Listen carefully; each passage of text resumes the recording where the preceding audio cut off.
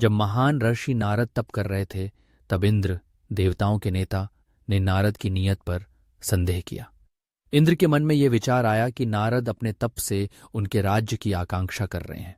इस संदेह को दूर करने के लिए इंद्र ने कामदेव को आदेश दिया कि वे नारद के तप को भंग करें।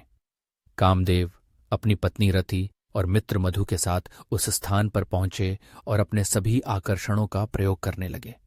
वसंत भी अपनी विविधताओं के साथ वहां अपनी शक्ति का प्रदर्शन करने आया, लेकिन नारद का मन नहीं डिगा। नारद का मन स्थिर रहने का कारण यह था कि यही वह स्थान था जहां भगवान शिव ने महान तप किया था। शिव ने कामदेव को भस्म कर दिया था, जो साधुओं के तप को विफल करने के लिए जाना जाता था। रति ने कामदेव के पुनर्जीवित होने की प्रार्थना की और देवताओं ने शिव से सहायता मांगी। शिव, जो पूरे संसार के कल्याण के लिए जाने जाते हैं, ने कहा कि कुछ समय बाद कामदेव पुनर्जीवित होंगे, लेकिन उनके सभी प्रयास यहां सफल नहीं होंगे। इसी कारण कामदेव की कोशिशें नारद पर विफल रहीं। कामदेव इंद्र के पास लौटे और अपनी असफलता की कहानी सुनाई। इंद्र, जो सच्चाई से अनजान थे, हैरान रह गए और नारद की प्रशंसा करने लगे। जब नारद ने महसूस किया कि उनका तप पूरा हो गया है, तो उन्होंने गर्व से सोचा कि उन्होंने कामदेव को पराजित कर दिया है। लेकिन वे सच्चे ज्ञान से वंचित थे और शिव की माया से भ्रमित थे। नारद कैलाश गए ताकि वे अपनी उपलब्धियों का बखान कर सकें। शिव को प्रणाम करते हुए उन्होंने गर्व से कहा कि उन्होंने कामदेव को पराजित कर दिया है। यह सुनकर शिव ने नारद को सलाह दी, तुम धन्य हो, लेकिन ऐसा कभी भी किसी और के सामने मत कहना, विशेषकर विष्णु के सामने। लेकिन नारद, जो अभी भी शिव की माया के प्रभाव में थे, ने उनकी सलाह नहीं मानी। फिर नारद ब्रह्मा के लोक गए।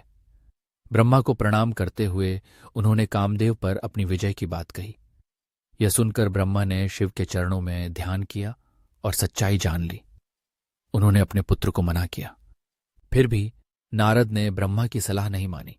नारद विष्णु लोक की ओर बढ़े ताकि वे विष्णु को अपनी उपलब्धियों का बखान कर सकें।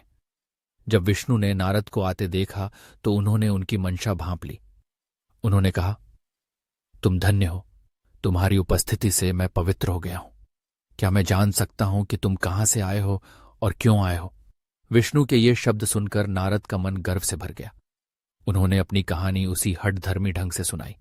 नारद की गर्वित बातें सुनकर विष्णु ने शिव के कमल जैसे चरणों को याद किया और सच्चाई समझी। उन्होंने कहा, हे ऋषि, तुम धन्य हो, तुम तपस्वियों के भंडार हो और उदार हृदय वाले हो।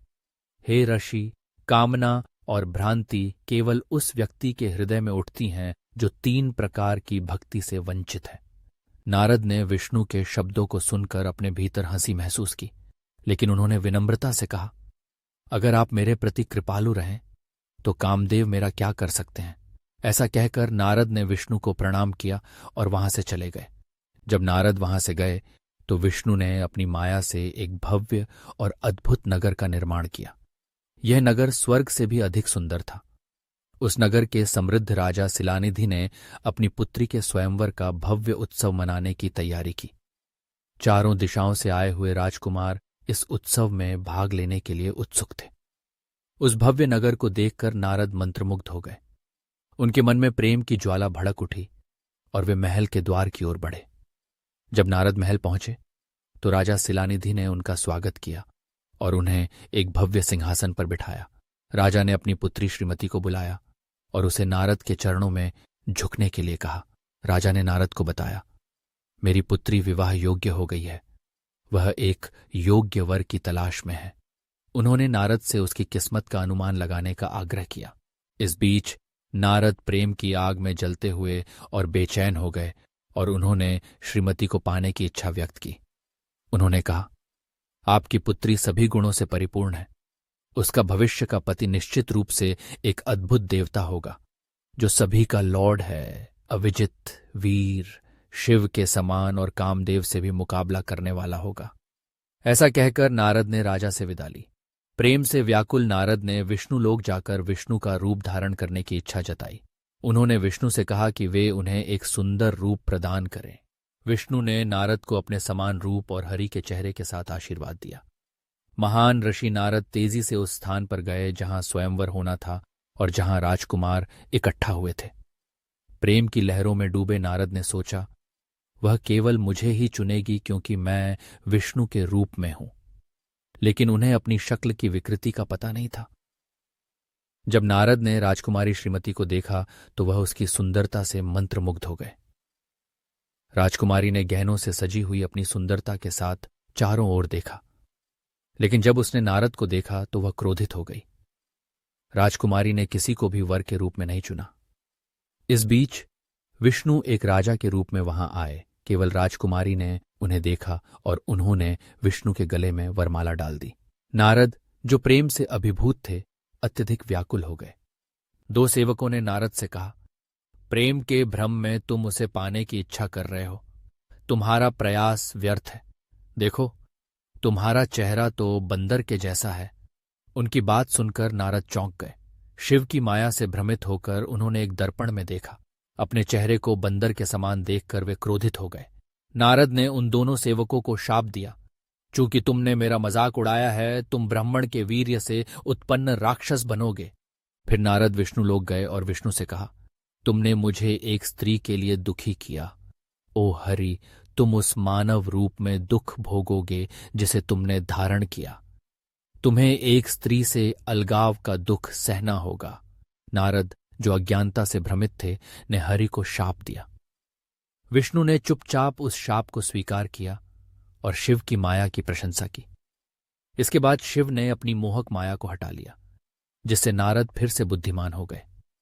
जब माया हटी तो नारद ने अपनी पूर्व स्थिति को पुनः प्राप्त किया। उन्होंने अपने कार्यों पर आश्चर्यचकित होकर आत्मप्रवचन किया और अपने किए पर पछताया। नारद ने शिव के चरणों में गिरकर कहा, हे प्रभु, मैंने तुम्हें शाप दिया, कृपया इसे निष्क्रिय करो। मैंने एक बड़ा पाप किया है, मैं निश्चित रूप से नरक में जाऊंगा। विष्णु ने कहा, तुम्हारी हठधर्मिता के कारण तुमने शिव की सलाह का पालन नहीं किया। यह सब शिव की इच्छा से हुआ है। वह अहंकार को दूर करते हैं।